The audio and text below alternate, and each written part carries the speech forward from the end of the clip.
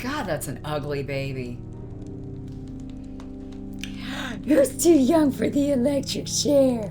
Yes, you are. Yes, you are. Yes, you are. Oh, hi! I'm Alma Langlois. Welcome to my channel where I delve into the mad, the macabre, and the infernal darkness that frequently overwhelms my thoughts. So if you're the type who needs a trigger warning, today I'm talking about the book and film that launched 1,000 horror paperbacks, the classic that reignited our fear of the devil. But I believe in the devil, all right. You know why? Because the prick keeps doing commercials. Go get a nice helping of chocolate mouse and pour yourself a vodka blush. I'm talking about Rosemary's Baby, written by Ira Levin in 1967 and adapted into a film directed by Roman Polanski in 1968. By now we all know the heartwarming story of Rosemary, a naive Midwestern girl who moves into a Gothic New York apartment building with her struggling, ambitious actor husband, Guy Woodhouse. Guy quickly befriends the eccentric elderly couple next door, Roman and Minnie Castevet, but Rosemary has her reservations. All Rosemary has ever wanted is to be a mother, and she gets her wish when she finds out she's pregnant with her first baby. But then strange things keep occurring. Accidents, sudden illnesses, and deaths. Rosemary naturally concludes that her kooky, meddlesome neighbors are a coven of satanic witches, and that Guy has pledged them the life of their newborn baby for career success. Oh, don't underestimate Satanists, honey. It's even worse than that. Levin said he came up with the idea about a monstrous pregnancy, thinking it would be brilliant for a thriller because it guaranteed 9 whole months of suspense. He discarded the premise of alien infestation because that had already been done recently in The Midwich Cuckoos, which was adapted into a film as Village of the Damned. The only alternative he could think of was the devil, so despite being an atheist, he was, as he put it, stuck with Satan. Go to hell. Been there. And you know what? It ain't half bad. Ira Levin, the son of a toy shop owner, was a lifelong New Yorker, spending his early childhood in the Bronx and moving to Manhattan with his family when he was 13. He attended Drake University in Iowa, pursuing an English degree. But since Drake lacked screenwriting classes, and Iowa winters are no joke, he transferred to NYU. Levin got his career start as a playwright, with his most acclaimed being Death Trap. His playwright's sense for meticulous detail and impeccable plot construction are two of the things that make Rosemary's Baby a success. The book is written with simple elegance and is expertly constructed. Details and lines of dialogue that seem very ordinary are deftly woven in as subtle clues to the horrifying conclusion. Levin is also an extremely observant writer, with a keen eye for details. His descriptions of places and events, as well as topics of conversation, make the novel a time capsule of 1960s New York. And all the particulars of Rosemary's pregnancy read as completely authentic. Some of this can be attributed to the fact that Levin's wife was pregnant with their first child during the writing of the novel. And you're probably not surprised that there's been tons of feminist analyses written about this book and film. And a lot of it reads like it was written by the new Berkeley model of the Stepford wives who need to take a laxative to relieve themselves from too many Foucault seminars. Real good. I see you've had some college. Some uphold the book and film as a feminist critique of the patriarchy, Why don't you just lay back and enjoy being inferior? while others accuse Levin of misogyny. Ira Levin, in a 1997 interview with Opera News magazine, stated, "I know the damsel in distress thing can be a cliche, but it seems to be easier for readers, both men and women, to establish an empathetic bond with a female protagonist in danger like Rosemary.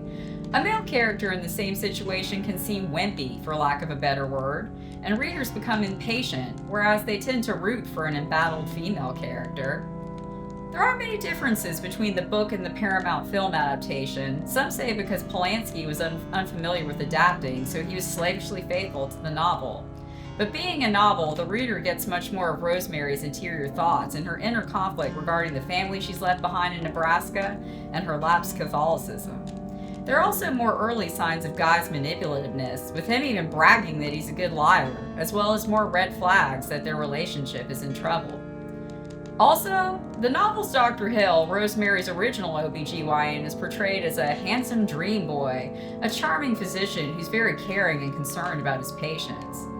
But in the film, he's played by Charles Grodin, and he seems like a total grump. Certainly seems that way.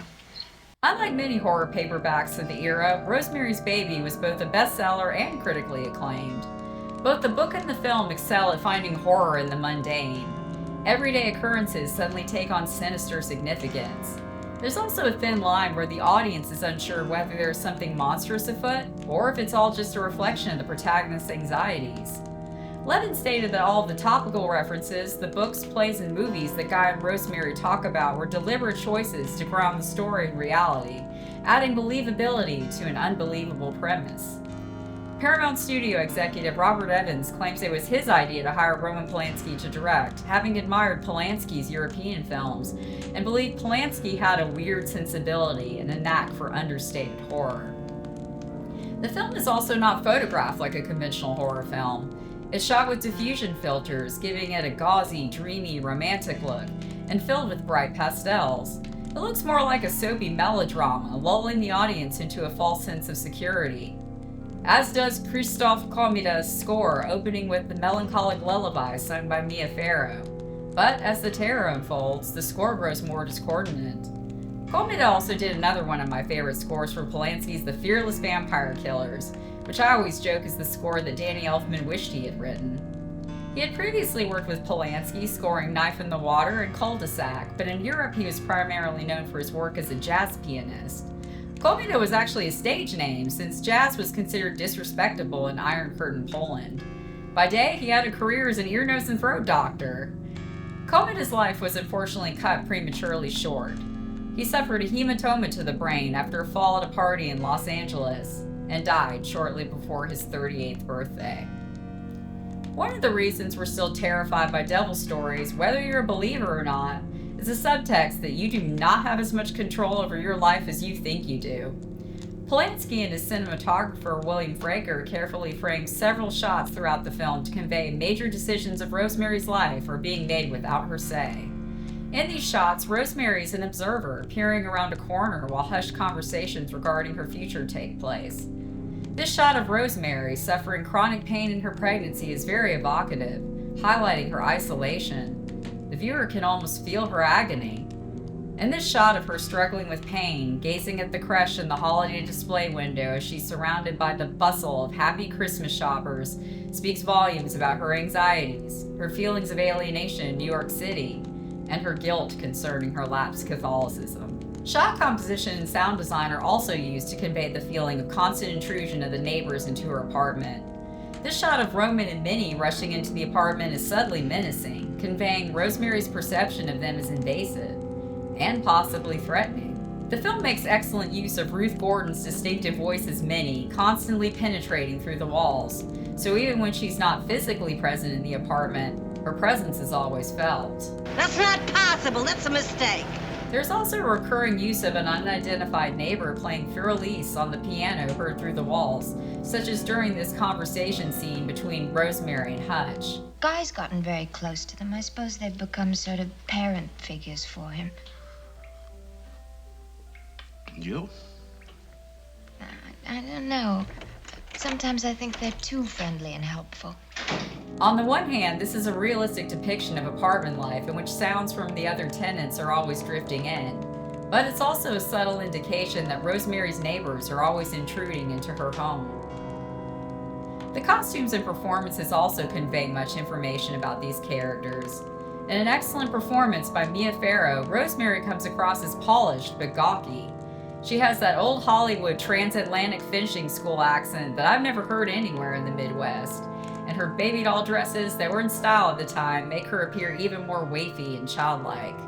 The Vidal Sassoon haircut she gets in the film not only highlights her need to blend in with her stylish Manhattan surroundings, but it also makes her face appear gaunter, more haunted.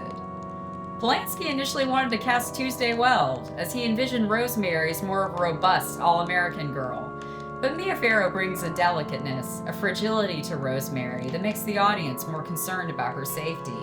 Contrast Rosemary's pastels with the Castevet's Coven couture.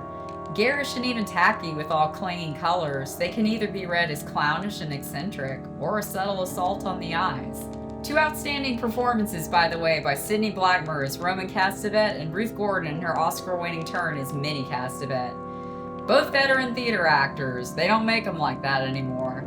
They both have the personality and gravitas that's missing from a lot of modern-day actors. Sidney Blackmer, with his gentle baritone voice, has an air of sophisticated but down-to-earth charm as Roman.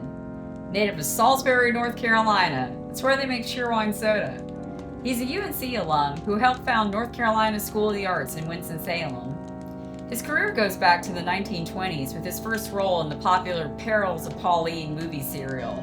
He also has the notoriety of having played Teddy Roosevelt more times on screen than any other actor. And I couldn't imagine anyone more perfectly cast than Ruth Gordon as Minnie. Quincy, Massachusetts gal. Her and Betty Davis prove you just can't keep those Massachusetts broads down.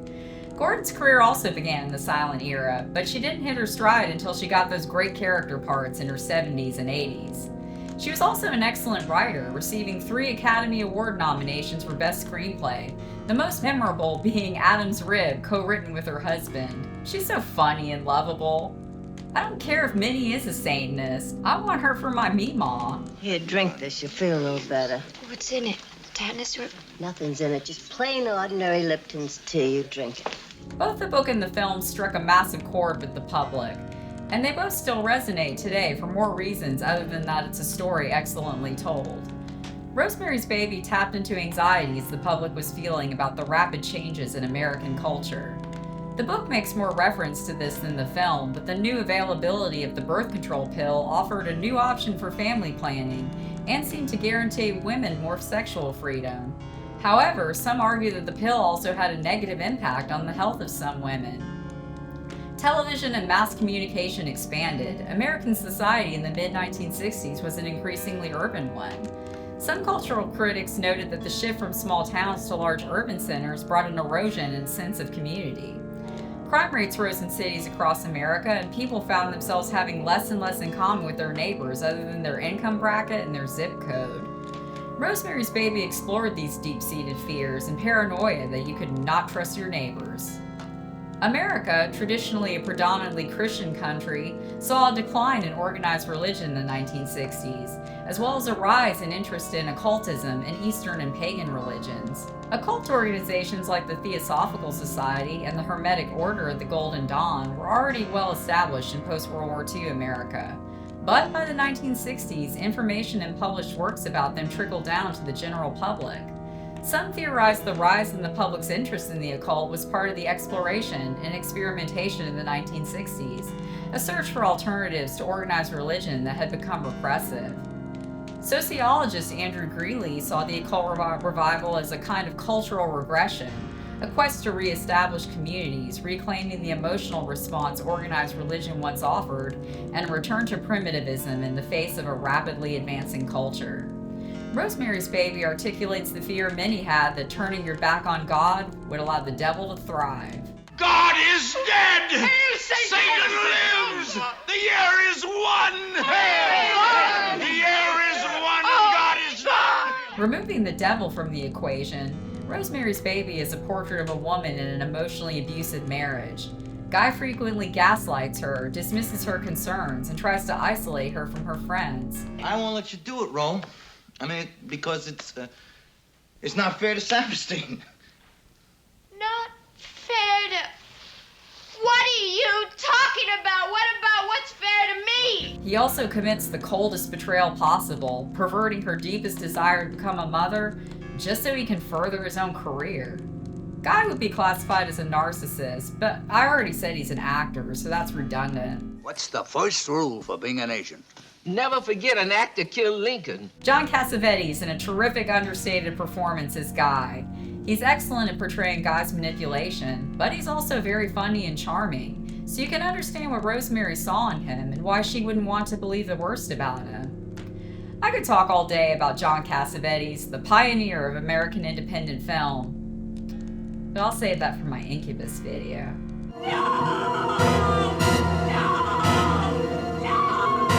Much like Frankenstein, Rosemary's Baby includes subtext about the horror of mankind attempting to exert control over the female ability to give life. Please don't read books. No pregnancy was ever exactly like the ones described in the books. Rosemary's gaslit by her doctor and the people closest to her about what's happening to her body during her pregnancy. Her concerns about the pain she's experiencing are dismissed, but she unquestioningly accepts the advice of her doctor, even though she seems to know instinctually that something's wrong. And she obediently swallows the tannis root drinks offered by Minnie. There is a subtle critique of women obeying without question medical authority that could tamper with their reproductive system, whether that's bad medical advice, thalidomide drugs, or birth control pills. Rosemary's problem is that she's too gullible and obedient. She relies entirely on the judgment of others and does whatever other people tell her to do. She quotes magpie-like things other people have told her in order to justify her decisions. But really, these are decisions other people have made for her. God. It's Vidal Sassoon. It's very in. No, he's very good. He was on open end. Pain like this is a warning something's wrong. Rosemary is a young woman whose identity is in conflict. The pull between her more traditional values and the desire for a new life in a fast-paced urban environment would have resonated with many readers and viewers. It's also the reason she's easy to manipulate. Her sense of self is still taking shape, so she relies too much on the authority of others. Contrast her with Minnie, who is also a housewife, but where Rosemary is passive and docile, Minnie is feisty and independent. No, don't get up. Generally, I pour these out precisely as a bartender, don't I, Minnie? Just watch the carpet. She and Roman also seem to have a strong, respectful relationship because they share the same values and they want the same things. Rosemary, realizing she can't trust anyone and there's no one she can rely on to help her, finally takes agency at the end. But by then, it's too late. The shocking conclusion is my favorite part, both horrifying and darkly absurd in both the book and the film. If you think that's the end of the sinister saga of Rosemary's Baby, you're mistaken. Join me next week to watch the little Mephistophelian Moppet grow up in the two overlooked sequels, the 1976 made-for-ABC Look What's Happened to Rosemary's Baby and Son of Rosemary by Ira Levin.